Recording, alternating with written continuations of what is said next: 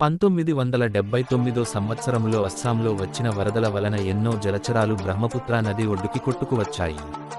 కొన్ని రోజులకి వరదలు తగ్గి నది మధ్యలోని ఇసుకదీవులు వేడెక్కడంతో వేడికి తట్టుకోలేక కొట్టుకొచ్చిన ఆ జలచరాలు అక్కడే పెద్ద సంఖ్యలో సమాధి అయిపోయాయి.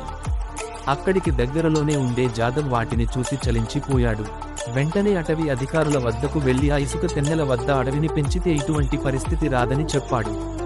వాళ్ళు, ఈ ఇసుక నేలల్లో ఏ విధమైన మొక్కలు పెరగవు.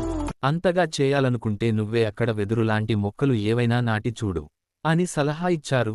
తాను పుట్టిన నేలను కాపాడుకోవాలని 16 ఏళ్ల జాదవ్ అప్పుడే నిర్ణయించుకున్నాడు.